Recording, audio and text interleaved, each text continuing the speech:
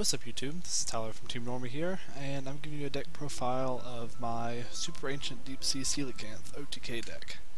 And what we have here is a deck based around the interaction between Super Ancient Deep Sea King Coelacanth and some of the OCG water and shark support. And I'm going to go through the deck list here, and I'll give some explanations as to what certain cards do and why they're in here. And to start off, we have 4 Super Ancient Deep Sea King Coelacanth.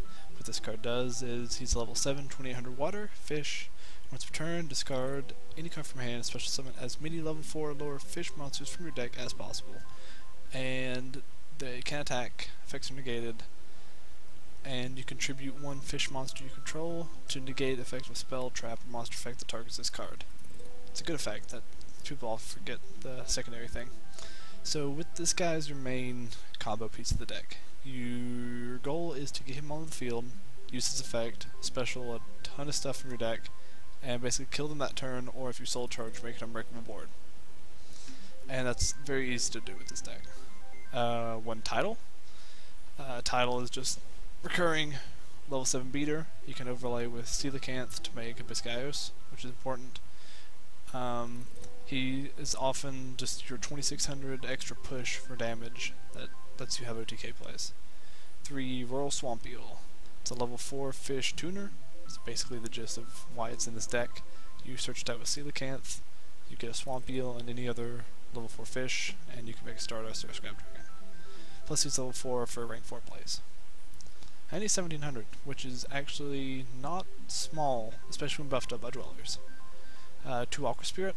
She's not a fish, but she lets you push for more damage, push for more rank 4 plays. She's also water, which is important. And 1600. 3 Double Fin Shark. We don't have this guy on the TCG yet, but he's actually really good. He's basically a wolf bark for your shark monsters. So you summon him, get back Swamp Eel, make a rank 4 play. You can't special summon anything except for waters to turn uses effects, so you can't. Well, there aren't really any level 8 synchro water monsters, so you won't be able to do that anyway. But so you basically make a rank 4 with him, going into almost any of these rank 4s you have down here that I'll get into in a minute. 3 Silent Angler. We don't have him in the TCG either, but he's really good. You basically special summon him for free if you control water monster. You can really only do once per turn. He's usually the last thing you special summon, because when you summon him, you can't special from your hand anymore the rest of the turn. So you'll summon your Aqua Spirits, your Remoras, and then finish with Silent Angler. He's usually the main card you search off of Mermaid Shark. 3 Xyz Remora. This card, I kind of overlooked it at first, but it's really strong. You detach 2 materials among Xyz monsters you control to special summon itself, as well as 2 level 4 fish monsters from your graveyard. Since all your main combo pieces are fish, you make a rank 4, usually something like Bahama Shark, and Special Remora. Use the 2 materials that detached off of Bahama Shark to get them back from the graveyard, make another rank 4, summon an Angler from hand, and you have 3 rank 4s. And maybe a Synchro in there, depending if you had Swamp Eel. 3 Curry Bandit. He's a good turn 1 play, lets you dump stuff into the graveyard to get back with Soul Charge or Call the Haunted, and lets you get to those key cards like Soul Charge, Big Wave, Small Wave, or your Trap Stuns. 3 Mermaid Shark, kind of a Stratos for the deck. It can't search out this guy, because it searches level 3, 4, or 5 fish monsters, which searches you anything in your deck aside from like Coelacanth, Tidal, or Aqua Spirit. And Curry Bandit, of course, but you don't really want to search him. He's level 1, which is kind of annoying, and he kind of gets in the way, but you can move him out of the way pretty easily. 3 Moray of Greed. You can open some hands that are kind of bad with like multiple Remoras, and just shuffle away cards that you don't want in your opening hand to draw 3, which basically resets your hand to let you get in your combo pieces. 2 Big Wave, Small Wave. At first glance, this card seems like a really big minus, but with the nature of this deck of Resolve Coelacanth, uses effect, win the game.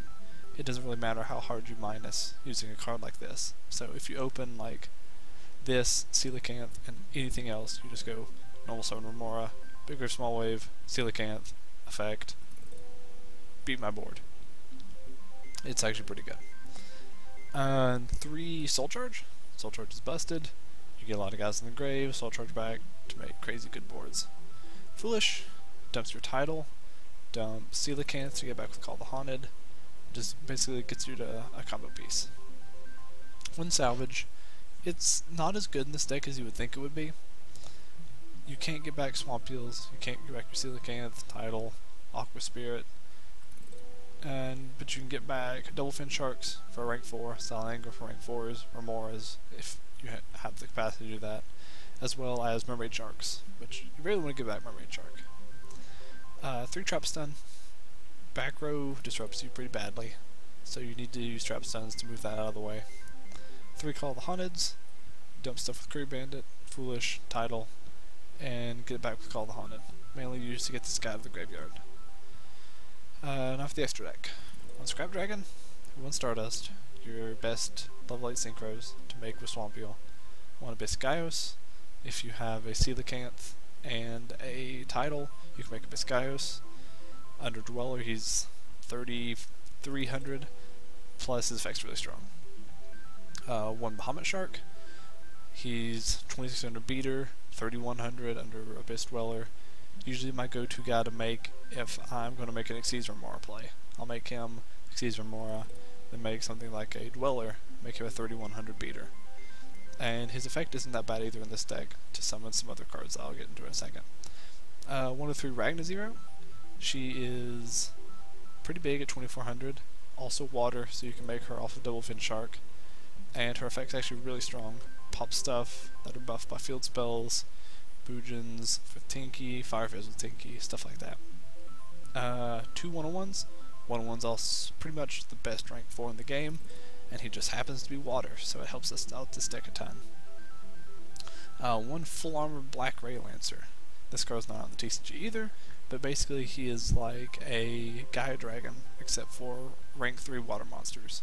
So basically what you do is you Bahamut Shark into number 17, and then slap Black Ray Lancer on top of it to make a pretty big guy that saves himself, as well as pop spell and traps when he kills stuff in battle.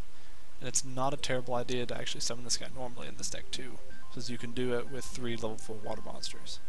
Exciting Knight, you play Trap Stun. Trap Stun Exciting Knight's stupid good.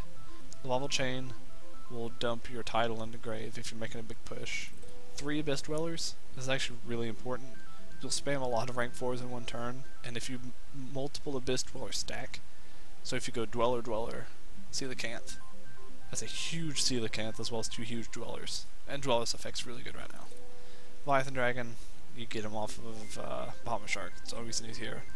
1 Dullahan, it's kind of weird in the deck, but sometimes you'll have a board of Mermaid Shark, and you need space on your board to make a Coelacanth play, and you kind of need to move them out of the way.